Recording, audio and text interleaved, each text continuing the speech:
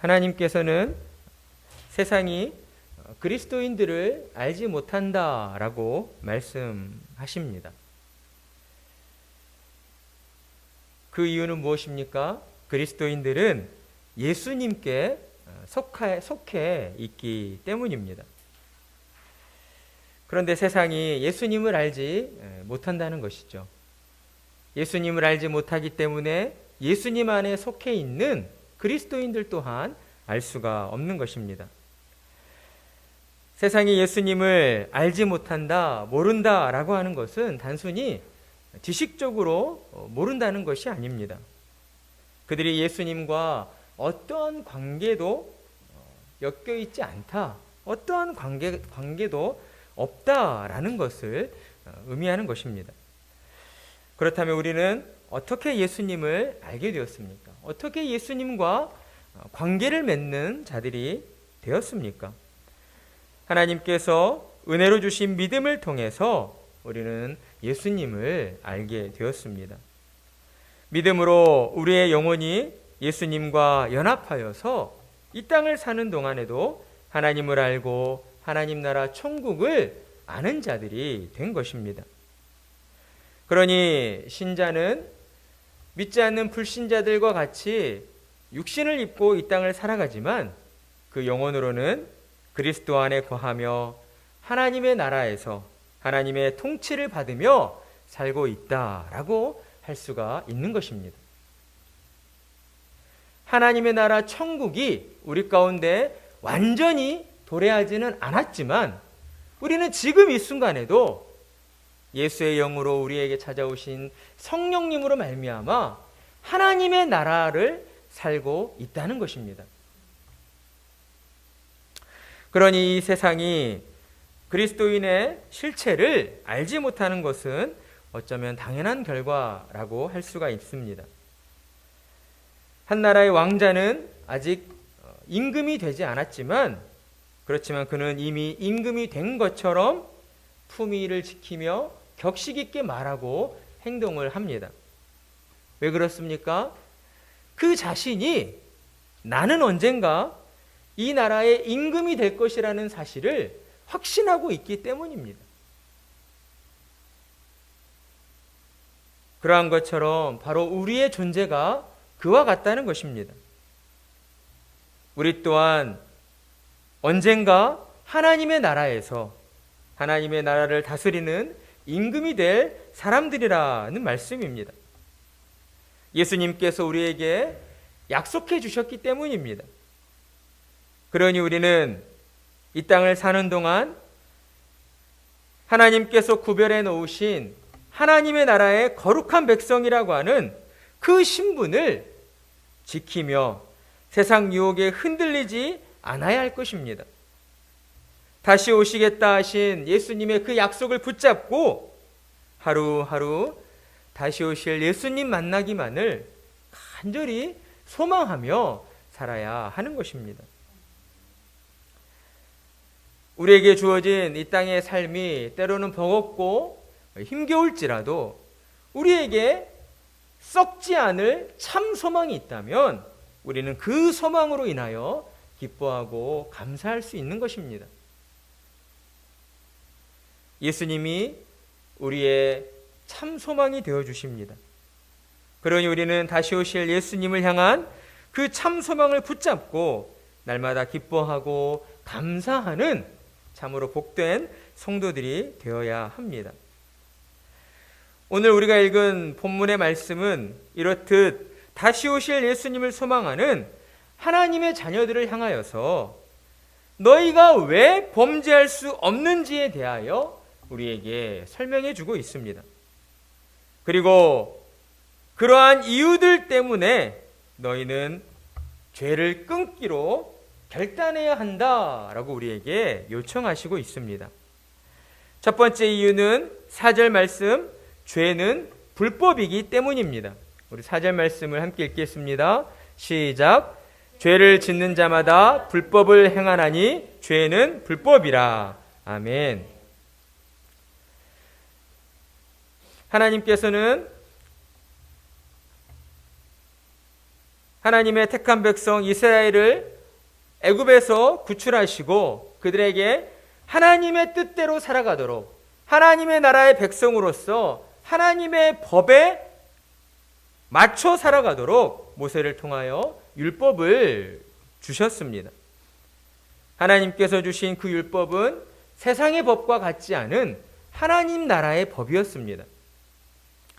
따라서 하나님의 택한 백성들이 죄를 범한다라고 하는 것은 단순히 개인적인 잘못을 저지른 것이라고 할 수가 없습니다.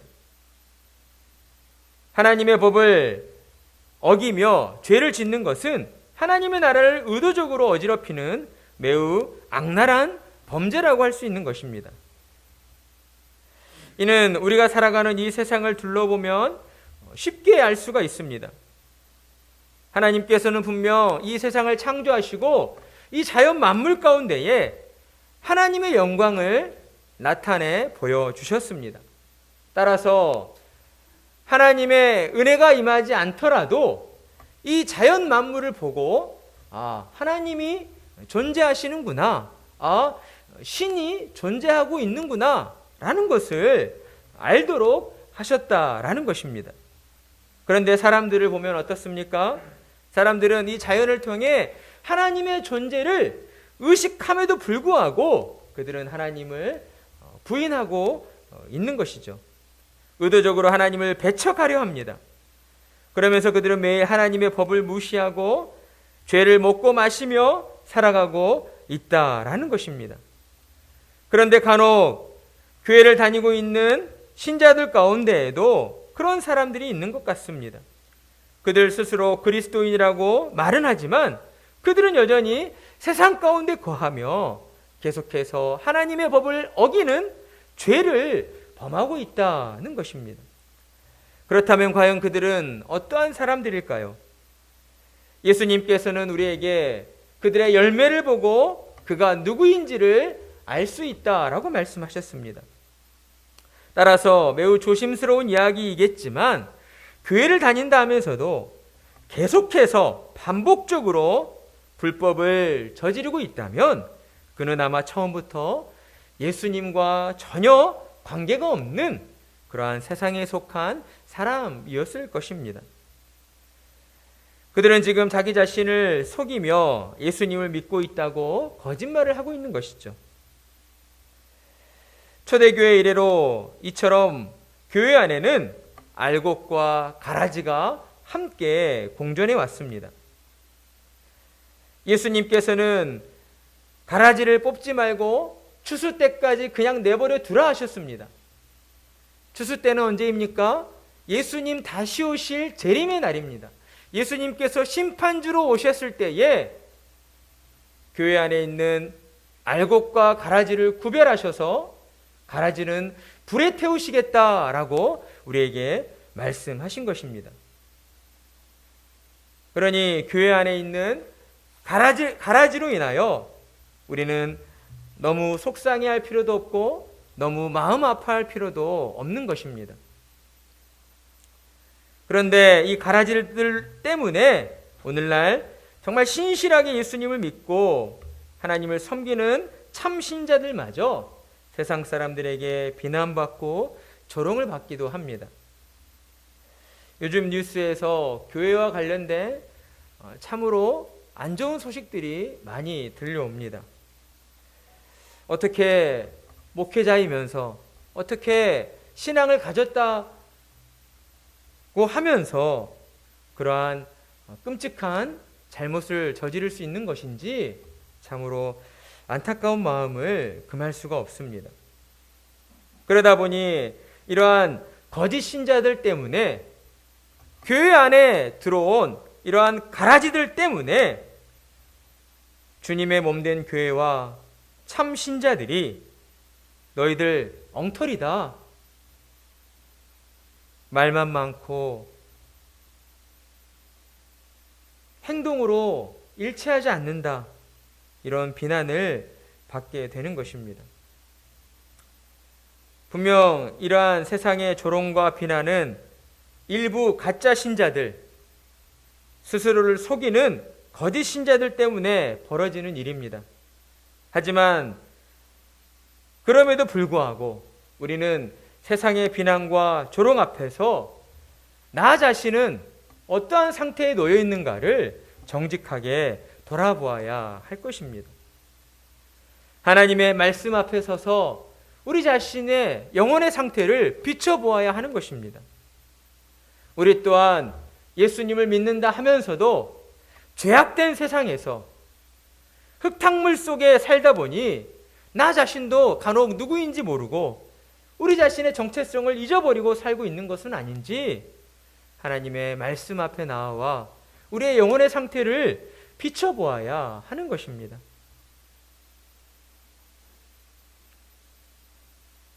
그리고 하나님의 말씀으로 우리 자신을 돌이켜 다시 하나님을 향하여서 하나님의 뜻에 순종하는 자리로 나아가야 하는 것입니다.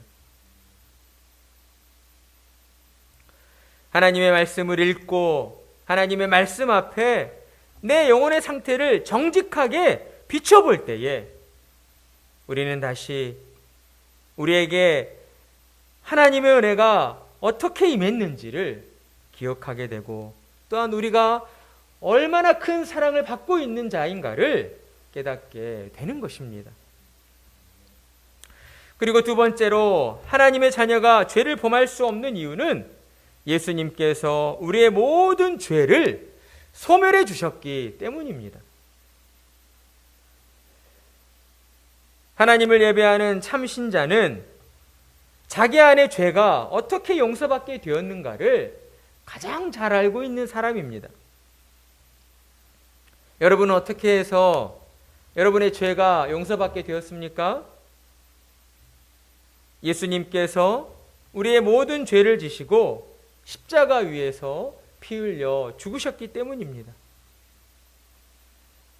인간의 이성과 지성으로는 이러한 사실이 믿어질 수 없는 일이지만 어찌된 영문인지 우리는 그 사실이 믿어지게 되었습니다. 믿어지게 되었기 때문에 2000년 전에 한 번도 본 적 없는 그 예수님께서 나의 죄를 대신 지시고 십자가 위에 못 박히시고 십자가 위에서 피 흘리심으로 말미암아 내 모든 죄를 용서해 주셨다라는 것이 내 마음에 공감되어지고 믿어지게 된 것이라는 것입니다.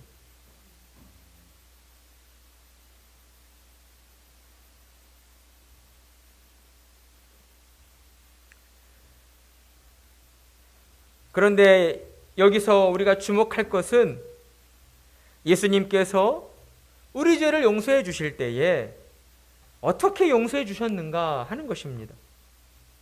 예수님은 이 땅에 오실 때 신성의 능력을 가지고 이 땅에 내려오신 참 사람이었습니다.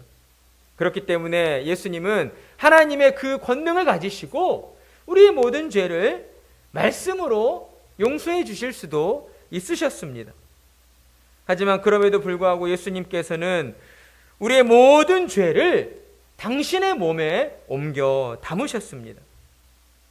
성경 말씀에 없앤다, 죄를 없앤다 라는 이 원어의 뜻을 보면 치워버리다, 발생된 것을 옮기다 라는 그런 뜻을 가지고 있습니다. 그러니까 예수님께서 우리의 죄를 없애셨다는 것은 우리 안에 있는 죄를 예수님의 그 육체, 예수님의 몸으로 옮겨 담으셨다는 것입니다. 그리고 그 죄를 소멸하시기 위하여 스스로 십자가 위에 못 박히셨고 십자가 위에서 자신의 몸을 찢으셨던 것입니다. 예수님께서는 자신의 몸을 희생시키심으로써 우리의 모든 죄를 소멸해 주셨습니다. 예수님은 자신이 이렇듯 십자가에서 죽으셔야 한다는 것을 알고 계셨습니다. 예수님은 십자가의 그 죽음을 피하실 수도 있었지만 그 자리를 피하지 않으시고 하나님의 뜻에 순종하여 친히 인간의 몸으로 십자가에 못 박혀 주신 것입니다. 예수님에게도 십자가의 형벌은 견디기 힘든 엄청난 고통이었습니다. 그래서 예수님께서도 마태복음 26장 39절 말씀처럼 내 아버지여 만일 할만하시거든 이 잔을 내게서 지나가게 하옵소서. 그러나 나의 원대로 마시옵고 아버지의 원대로 하옵소서라고 기도하였습니다. 예수님께서도 그 십자가의 형벌이 얼마나 두렵고 무서웠던지 하나님 앞에 피할 수만 있다면 지나가게 해 주시옵소서라고 기도드렸던 것입니다. 그러나 예수님께서는 끝끝내 자신에게 주어진 신적인 능력, 하나님의 권능을 사용하지 않으셨고 오직 순결한 인간의 몸으로 자신의 손과 발에 못이 박히고 옆구리에 창이 찔리는 그 모든 고통을 참아내셨습니다. 이것이 바로 예수님께서 우리의 죄를 용서해 주시기 위하여 행하신 일이었습니다. 만약 이것이 진정 사실이라면 누군가 예수님을 믿지 않는 사람이라 할지라도 이처럼 예수님께서 나를 살리기 위해 그런 고통을, 그런 죽음을 당하셔야 했다면 우리는 그 사람을 어떤 마음으로 대하겠습니까?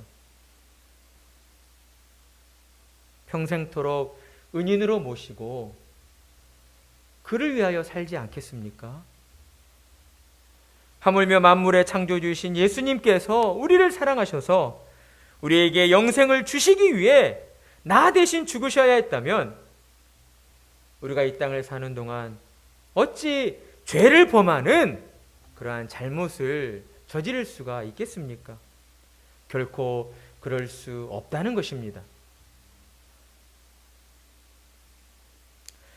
이렇듯 예수님께서는 우리의 모든 죄를 십자가 위에서 소멸해 주시고 또한 십자가 위에서 획득하신 그 공로로 말미암아 우리에게 하나님의 자녀가 되는 영광을 허락하여 주셨습니다.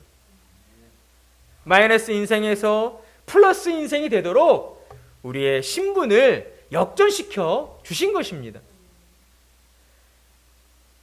갈라디아서 2장 20절 말씀, 내가 그리스도와 함께 십자가에 못 박혔나니 그런적 이제는 내가 사는 것이 아니요 오직 내 안에 그리스도께서 사시는 것이라. 이제 내가 육체 가운데 사는 것은 나를 사랑하사 나를 위하여 자기 자신을 버리신 하나님의 아들을 믿는 믿음 안에서 사는 것이라. 아멘. 여러분은 바울의 이 고백에서 무엇을 느끼십니까?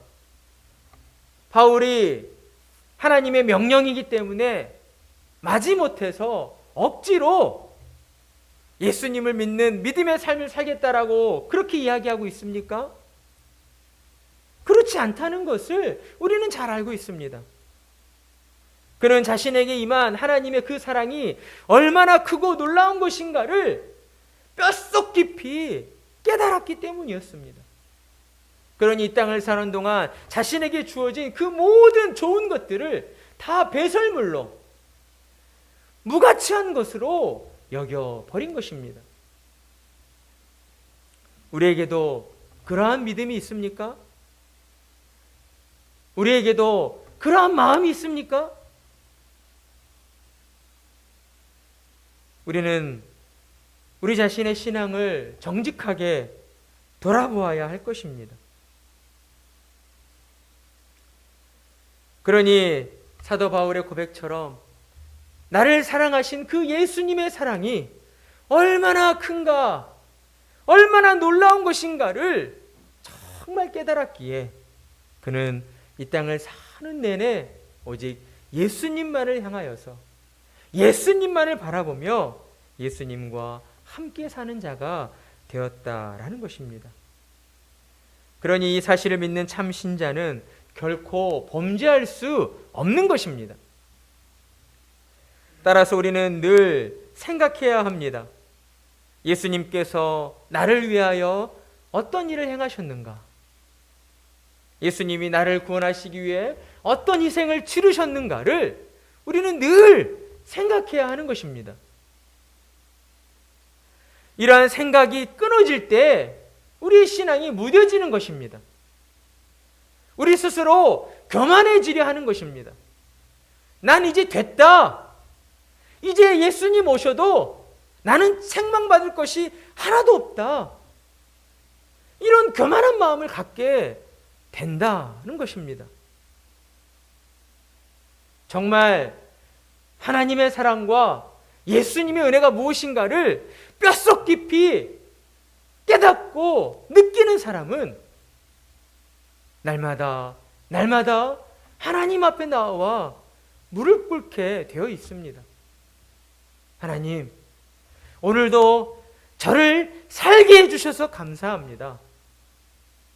내게 이 한날을 주시고 하나님의 뜻 가운데에 복음을 전할 수 있도록 기회를 주셔서 감사합니다.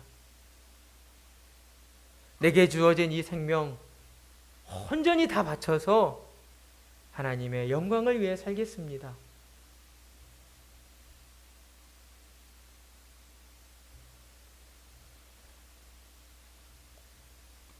우리가 예수님을 더 깊이 생각하고 묵상할 때에 우리의 마음은 성령님이 주시는 참 기쁨과 평강으로 충만하게 되는 것입니다.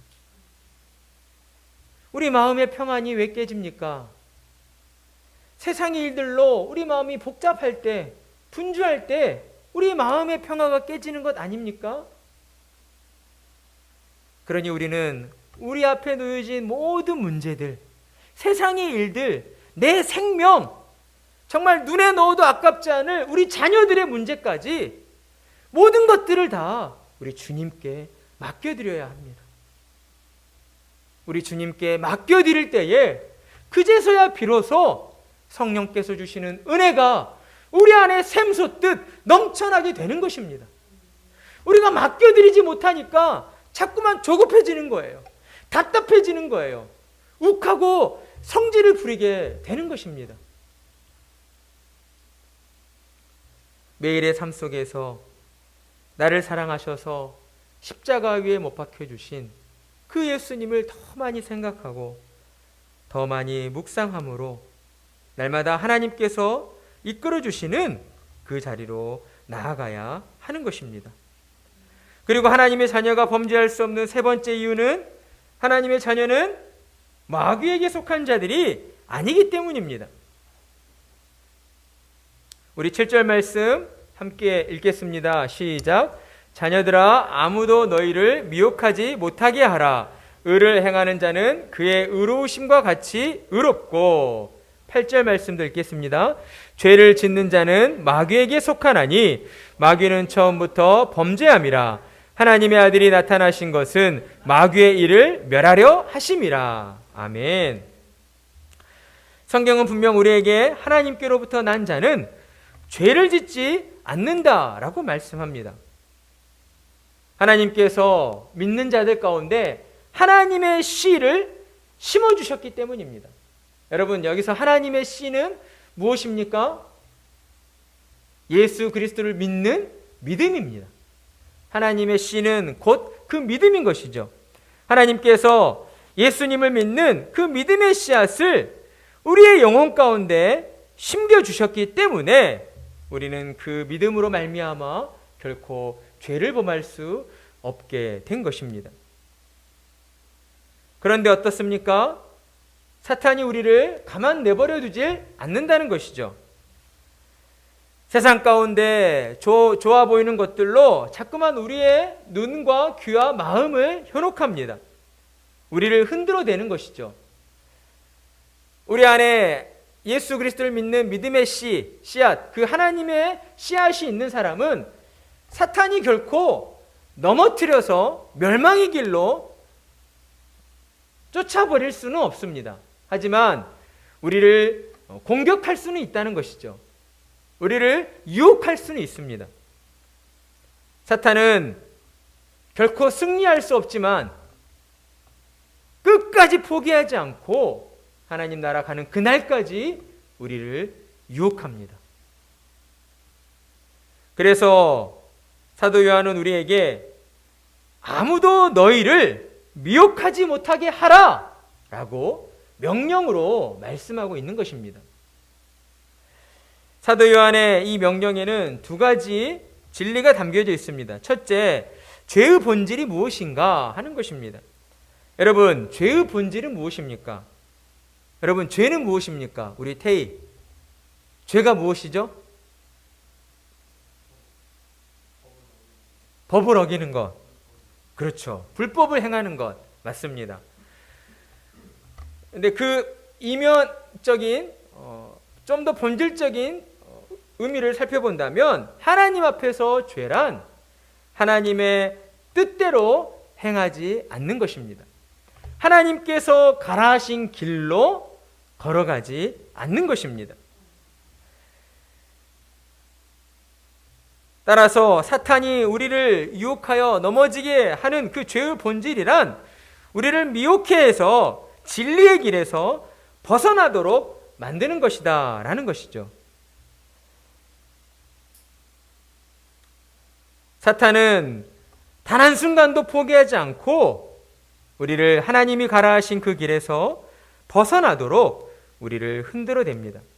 그러니 우리는 늘 깨어 있어야 합니다. 예수님을 믿은 그 순간부터 우리의 육신의 생명이 다하는 그날까지 우리는 단 한순간도 영적으로 잠들어 있어서는 안 되는 것입니다. 늘 깨어서 이 사탄의 공격과 유혹에 우리는 맞서 싸울 수 있어야 합니다. 그렇다면 우리는 무엇을 가지고 사탄의 공격과 유혹을 맞서야 하겠습니까?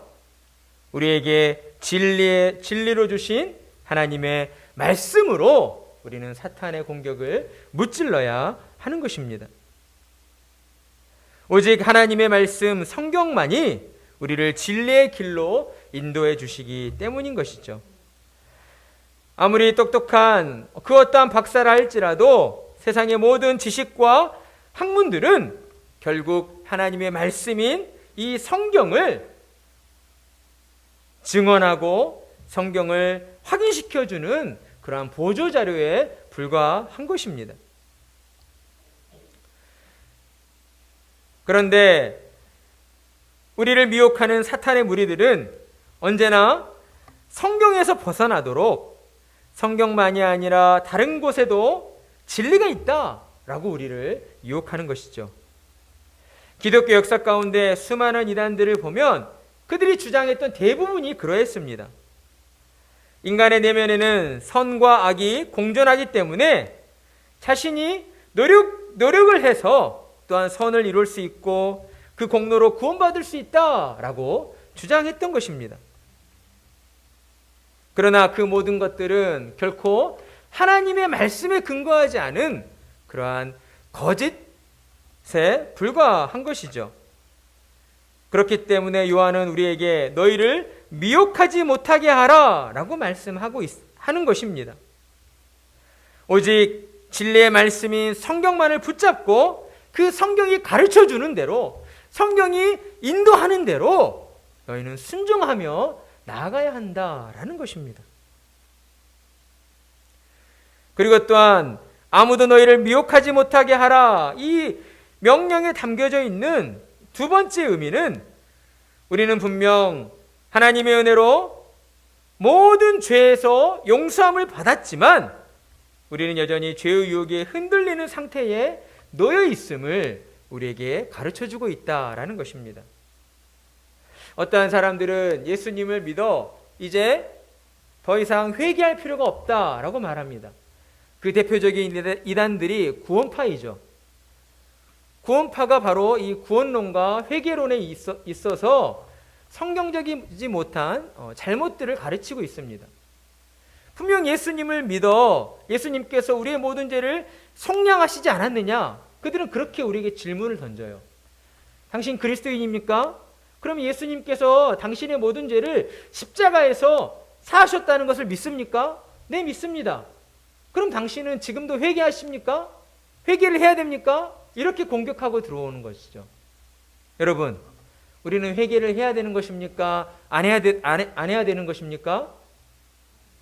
회개를 하며 살아야 합니다. 왜 그렇습니까? 우리 안에는 여전히 죄된 그 부패한 흔적이 남아있기 때문에 그렇습니다. 그래서 예수님께서도 십자가로 나아가시기 전 제자들의 발을 직접 씻겨주셨습니다. 예수님을 믿음으로 말미암아 너희의 온 몸은 깨끗하여졌지만 이 땅을 사는 동안 너희가 발로 땅을 밟고 살기 때문에 너희 발에 묻은 때를 씻어내야 한다 라고 말씀하신 것입니다. 그것이 바로 우리가 회개해야 된다는 의미인 것이죠. 그런데 우리가 하나님 앞에 우리의 죄를 회개해야 한다라고 할 때에 그렇다면 회개하지 않는 사람은 구원받지 못한 것입니까? 회개하지 않으면 예수님 다시 오셨을 때에 천국에 들어갈 수 없습니까? 우리 보라, 어때요? 예수님을 믿고 있어요. 그런데 내가 오늘 어떤 잘못을 했어요. 그것을 가지고 회개하지 않았어요. 내일 예수님이 오셨어. 천국에 못 들어갑니까? 내라고 하면 안 되죠. 예수님을 믿으면 천국에 들어갑니다. 이 면에서 우리가 자꾸 헷갈려 하는데, 헷갈리는 이유가 뭔지 아십니까? 우리 안에 공로 사상이 있기 때문에 그렇습니다. 본질적으로 내가 무언가를 해야지만 된다라고 하는 그런 의식이 우리 안에 남아있기 때문에 나도 모르게 불안한 거예요. 내가 오늘 뭐 잘못을 저질렀는데 내일 예수님 오신다면 나는 구원받지 못하겠네. 회개하지 않았으니까. 그런데 그렇지 않다는 것이죠. 예수님께서는 십자가 위에 못 박히심으로 우리가 지었던 과거의 모든 죄, 아니 그 이전에 아담의 원죄로부터 물려받은 그 죄책으로부터 시작해서 우리가 과거에 지었고 현재에 지었고 앞으로 미래에 지을 모든 죄까지를 다 속량해 주셨습니다. 그런데 왜 회개해야 합니까? 다람쥐 쳇바퀴 도는 것 같지만 이게 다 논리적인 흐름이 있습니다. 그런데 왜 회개하는 것이죠? 우리가 이 땅을 살면서 하나님 앞에 나아가 회개할 때마다 하나님께서 내게 어떠한 은혜를 베풀어 주셨는가 하는 것을 우리가 다시 깨닫게 되기 때문입니다. 우리를 처음 만나주신 그 하나님의 사랑, 아무것도 몰랐던 우리가 하나님의 은혜로 말미암아 예수님을 믿고 하나님 제가 죄인입니다라고 하나님 앞에 회개의 고백을 드렸던 그때의 은혜가 우리 안에서 다시 기억나게 되고 우리의 심령이 다시 새 생명을 얻게 되기 때문입니다. 잘못을 저질러서 구원받지 못할까 봐 회개하라 하신 것이 아니라 우리의 잘못을 고백함으로 말미암아 너는 여전히 하나님께 사랑받고 있는 하나님의 자녀이며 하나님께서 여전히 너와 함께하고 계신다는 것을 우리에게 알려주시고 우리를 다시 보듬어 주시고 우리를 다시 일으켜 세워주시는 그 하나님의 사랑 때문이다라는 것이죠. 그러니 하나님의 이러한 사랑을 참으로 아는 신자는 매일 하나님 앞에 나와 무릎을 꿇고 회개하게 되는 것입니다.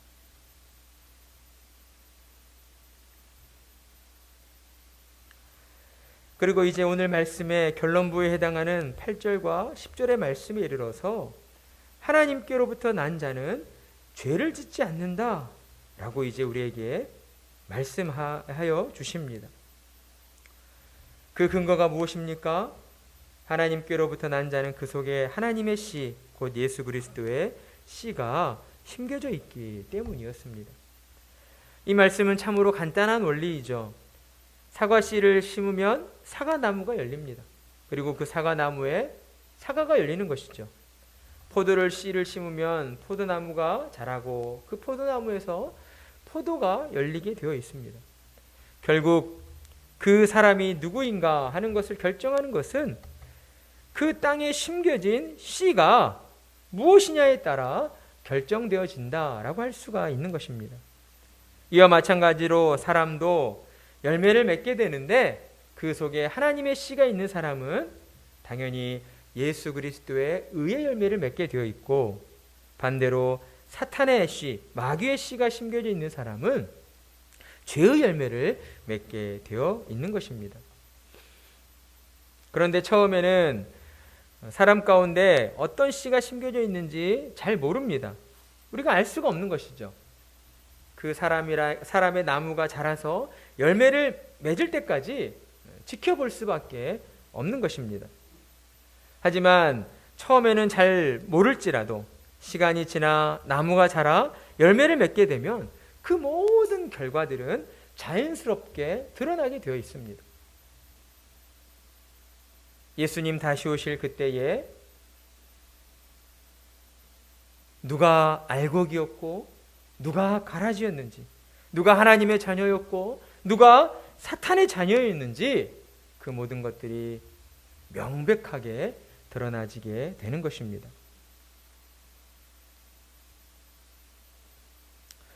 따라서 우리는 지금 우리 자신의 열매를 확인해 봐야 합니다. 우리는 지금 어떠한 열매를 맺고 있는지 하나님 앞에서 돌아봐야 하는 것이죠. 우리가 하나님의 자녀가 맞다면, 우리가 하나님께로부터 난 자들이 진정으로 맞다면 우리는 당연히 예수 그리스도의 의의 열매를 맺어야 하는 것입니다. 하나님이 말씀하시는 의의 열매는 무엇입니까? 형제를 사랑하라, 서로 사랑하라 라고 하는 사랑의 열매입니다. 그러니 우리는 하나님의 은혜에 따라서 그 은혜에 합당한 열매를 맺으며 살아가야 할 것입니다. 그러기 위하여 우리는 먼저 아무도 너희를 미혹하지 못하게 하라 라는 그 말씀을 붙잡고 죄의 유혹에 흔들리지 않겠노라고 하나님 앞에서 결단하며 나아가야 합니다. 다시는 죄를 짓지 않겠노라고, 다시는 죄를 범하지 않겠노라고, 죄가 벌어지는 그 가운데 가까이 가지 않겠노라고 우리 마음에 결단함이 있어야 한다는 것입니다. 죄를 짓지 않겠다는 것은 결코 쉬운 일이 아닙니다. 하지만 우리가 하나님 앞에 죄 짓지 않겠습니다, 하나님의 자녀로 의의 열매를 맺으며 살겠습니다라고 우리가 결단하면 성령께서 우리의 그 마음을 붙들어 주십니다. 굳건히 붙잡아 주시고 하나님을 기쁘시게 해드리는 그러한 의의 열매를 맺도록 우리를 인도해 주시는 것입니다. 사랑하는 성도 여러분, 우리는 분명 하나님께로부터 난 자들입니다. 하나님께서 영원전에 우리를 선택하여 주셨고 하나님 나라의 백성 삼아 주셨습니다. 그렇기 때문에 우리는 결코 죄를 범할 수 없는 자들입니다. 그러니 우리는 나는 더 이상 죄를 범할 수 없는 자들이 되었다 라는 그 믿음의 확신을 가지고 날마다 하나님만을 의지하여 죄를 끊고 하나님의 영광을 위하여 살아가는 자들이 되어야 하는 것입니다. 하나님이 기뻐하시는 의의 열매, 서로 사랑하는 열매를 더 많이 맺으시는 여러분이 되시기를 바랍니다. 무엇보다 여러분의 가정 안에서 여러분의 자녀들과 여러분의 남편과 여러분의 아내 더 많이 사랑하십시오. 우리가 영원토록 함께 할 것 같지만 결코 그렇지 않습니다. 어느 한순간 어떠한 일이 닥칠지 우리는 알 수가 없는 것이죠. 그러니 우리에게 주어진 한날 한시가 있다면 그 순간 하나님의 말씀에 순종하여 정말 더 많이 사랑해주고 더 많이 아껴주는 여러분들이 되시기를 바랍니다. 그리고 또한 무엇보다 믿음의 공동체 안에서 믿음의 형제들을 더 많이 아껴주고 사랑하시는 성도님들이 되시기를 바랍니다. 하나님께서 기뻐하시는 그 사랑은 결코 입술의 고백으로만 그치는 것이 아니라 어려워하는 형제의 그 어려움을 보듬어주고 그 형제가 어려움에서 회복되어지도록 그를 이끌어주고 도와주는 것임을 우리는 기억해야 하는 것입니다. 하나님 나라에 속한 하나님의 자녀들로서 나는 결코 죄를 범할 수 없는 하나님 나라의 왕이라는 사실을 늘 기억하시고 하나님 나라를 대표하는 그 왕에 걸맞는 품격을 가지고 믿음으로 하나님을 기쁘시게 해드리며 살아가시는 복된 성도님들이 되시기를 간절한 마음으로 축복합니다.